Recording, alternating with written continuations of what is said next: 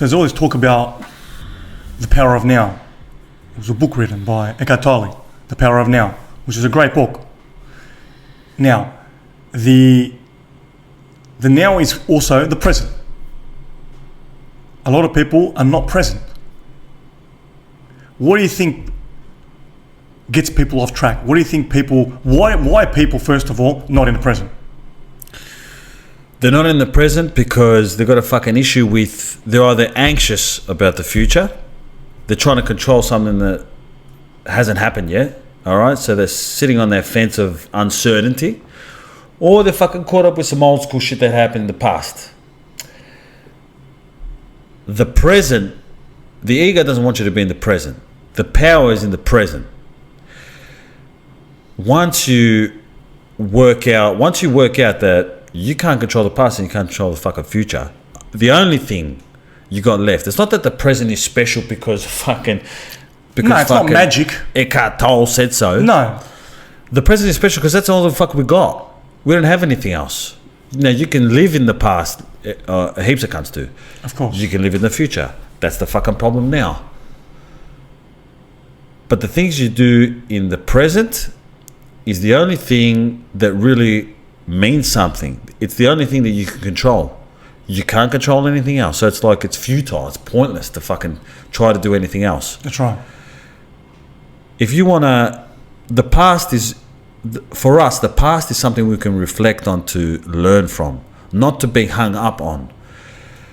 The future is something we can create through the shit we do today, the shit we do right now.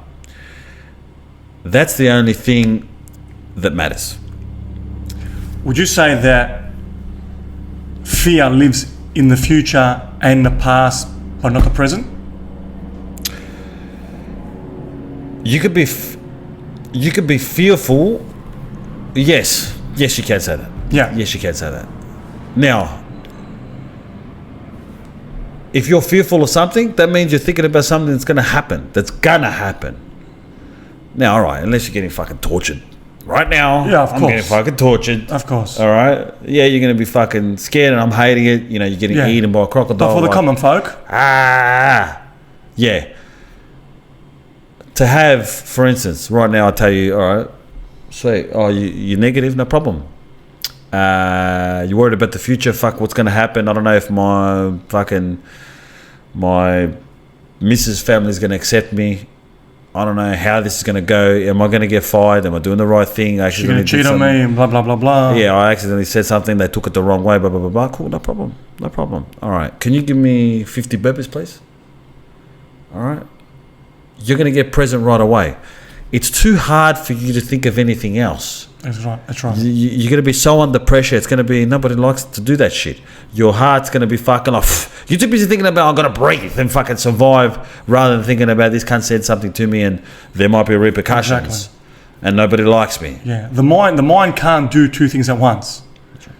So if you try to be present and you think I'm at the present time right now, your mind can't think the present and your problem at the same time. It's not possible. No. So that's another reason why the present's so powerful. Yes. Because when you're in the moment, you're not thinking about anything else. That's right. And yes, exactly. When you're doing some burpees, it snaps you out of it. Correct. That's why meditation's so powerful. And people's, obviously, they're aware of it. People tell them all the time, meditate. That's why it's so hard as well. Yeah, exactly. The first thing when you're doing meditation, which I love, meditation, okay, is that you're trying to quiet the mind. The mind's just too busy. Again, remember we said you can't do two things at once. Correct. So you're really when you're first starting meditation, you're battling for the mind to keep quiet. That's right. And the more you battle, the more you hang on to it, okay, then when you're trying to be in the present, then the mind goes quiet. And you come to this level that the noise is being toned down. That's right.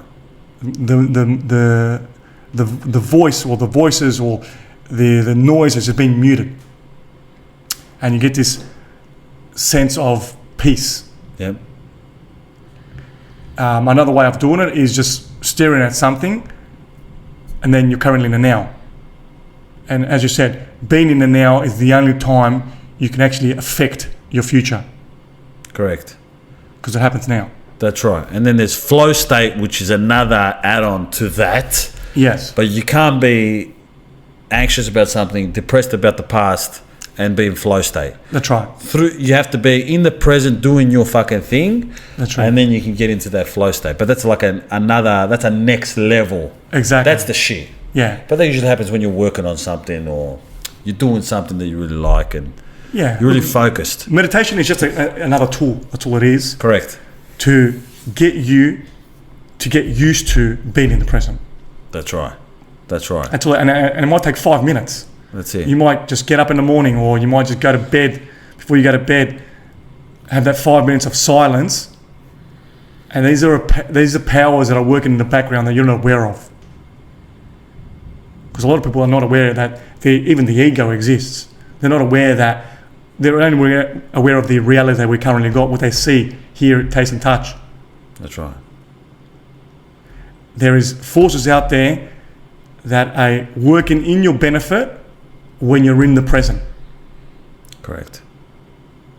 So meditation again is one of those tools that people use, like myself, to get in the present. And it doesn't matter if your whole day's been shit. If you can just quiet it down today for 5 minutes, tomorrow will be another 5. Next year it might be an hour. It's just another skill. Correct. Anything hard is going to do it for you. All of a sudden you go on a diet, you restrict your calories. You're going to get real fucking present. Have you noticed every time we get lean and you can't think of anything else. You're just like, yep, I'm counting these fucking calories. I'm going to control my hunger. You're forced to be with yourself. Spot on. All religions from back in the day, they've all got some sort of fasting protocol or something. That also does it. Calorie restriction also will make your motherfucking ass present straight away. Spot on. And obviously training, which is the shit. For me, it's like the shit. 100%. We're trying to get off autopilot. That's the whole purpose of being present. Correct. They say that 95% of our day is autopilot. Correct. So when you're driving down the road and you're going from place A, let's say from home to work, people might not believe it, but they're not really driving the car. Their body's driving the car. That's right. They're not thinking, hey, I'll turn left and right. It's on autopilot. They might do that the first time they go to work, but after 2-3 times, the body already knows how to get to work. Okay? Yeah. So if your 95% of your day is on autopilot, that means you're only thinking 5%. So the 5% new thoughts. That's right. Or being present. Or being present. That's fucking generous. Okay? That's yeah, exactly. Yeah, that's right. But being present. Yeah. So the way to change it is to basically get rid of as much as you can these 95% of autopilots. So for example, you might go to work from home to work, and to change it, take another route. Go to another street, go through another way, and automatically you're breaking that habit. That's right. So that's another way to change these things and keep it in the present. Correct. Anytime you need to focus on something, that's another thing, obviously, whatever that may be. You're playing some fucking chess or something. Yeah. At work, depending on your job, if you're doing a cruiser job, of course, your mind's going to wander. You're going to think about other shit. Also, the point here is, if you're someone who thinks about the past too much, all right, now I know it's easier said than done, like you got to let it go.